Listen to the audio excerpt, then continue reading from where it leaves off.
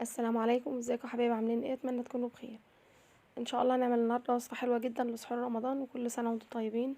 هنعمل عيش البكاكين او الكماك باسهل واجمل طريقه، والنتيجه روعه، وهنعرف تفاصيل التسويه وهتعمليه بكل سهوله.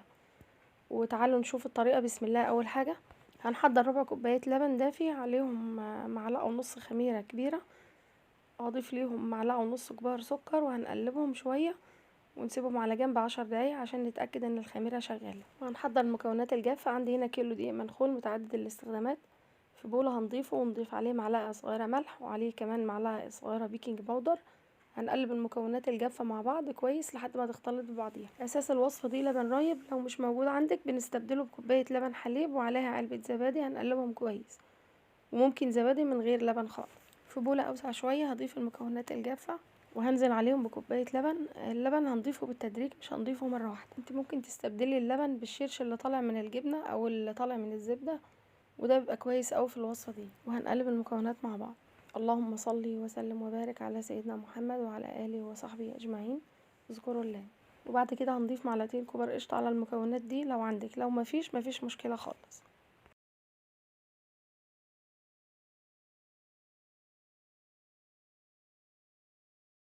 هنقلب المقادير ببعض كويس لحد ما تتجانس، وبعدين هنضيف خليط الخميرة بعد ما اختبرناها. ما تنسوش لايك واشتراك في القناة وتفعيل زر الجرس.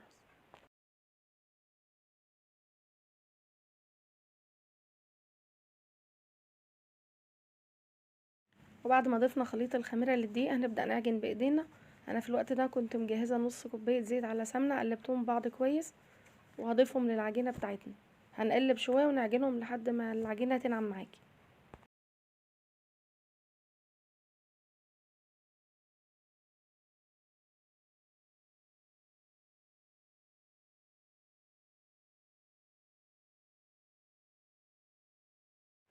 وزي ما قلنا قبل كده، مش هننزل باللبن مرة واحدة، هننزل بيه بالتدريج عشان كل دقيق بيختلف عن التاني.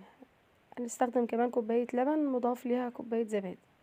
هنعجن كويس جدا لحد ما العجين ينعم معاكي وتبقى عجينة طرية، وفي نفس الوقت مش بتلزق في ايدينا.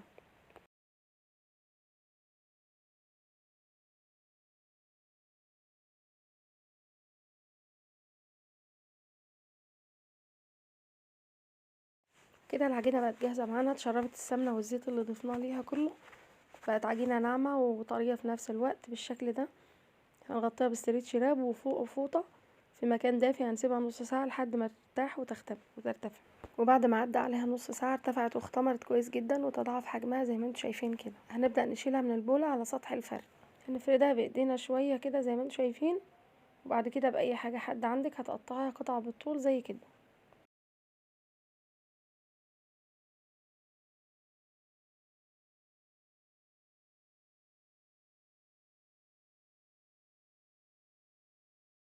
بعد ما خلصنا تقطيع العجينة كلها هنقسم العجينة لكور متساوية.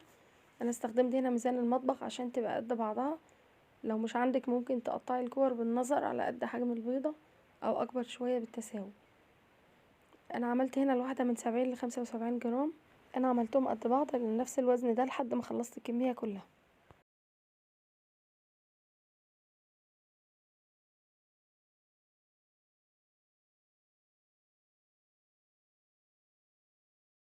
هنقطع كل واحدة من دول ونقفلها من تحت كويس جدا زي ما انتوا شايفين كده، وبعد كده هنكورها. وهناخد كل كورة من دول ونرصهم جنب بعض في طبق ونغطيهم بكيس عشان وشها ما ينشفش مننا، وهنخلص الكمية كلها. بتبقى بالشكل ده زي ما انتوا شايفين.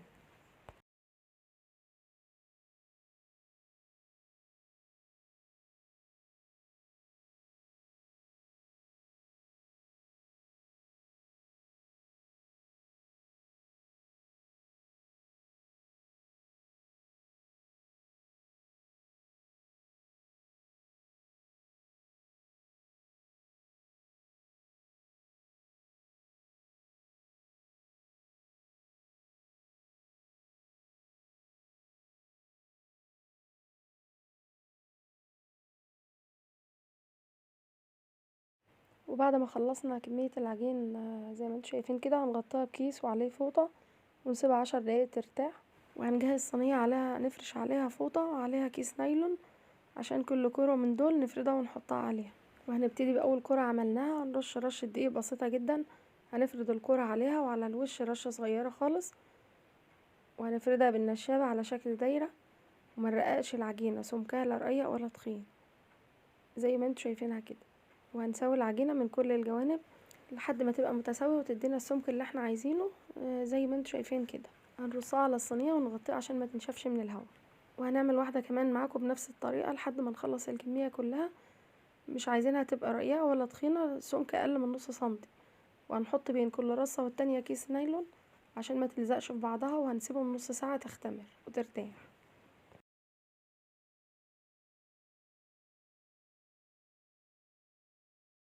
انا هنا قسمت الكور نصين، نص هعمله على شكل دايرة والنص التاني هعمله على شكل بالطولي شوية، وهنفردها لحد ما نخلص العجينة كلها زي ما انتوا شايفين بنفس الطريقة ونفس السمك اللي احنا قلنا عليه.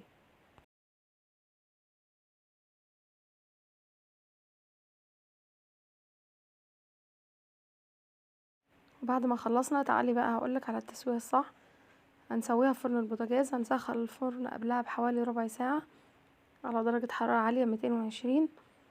الرف اللي تحت هنحط الصينية فاضية في الفرن، هنسخنها الاول وبعدين ننقل فيها العجين اللي احنا عملناه الاول، خبزناه الاول، ونرجع ندخلها الفرن تاني، وكل ثواني نلف الصينية عشان الحرارة توزع في كل الصينية وما ياخدش وقت مننا في التسوية. النار بتبقى شغالة من فوق وتحت، وبعد ما ياخد لون من فوق وتحت هنطلعه، ممكن بفرشة بشوية مية ندهن وشه عشان يلمع ويطرى معاكي. ما شاء الله كله طالع قوي ولونه جميل، والتسوية حلوة جدا لسحور رمضان، خفيف وقطني والريحة جميلة جدا، ما اخدش وقت خالص. وبكيلو دقيق عملنا كمية حلوة جدا. انت ممكن تعملي كمية كبيرة، واول ما يبرد حطيه في اكياس نايلون واقفليها كويس وحطيه في الفريزر، وقبل الاكل بنص ساعة طلعيه يفك. جربوه بنفس الطريقة وان شاء الله هيعجبكم. كده نكون خلصنا الفيديو بتاعنا، اشوفكم الفيديو الجاي ان شاء الله. مع السلامة.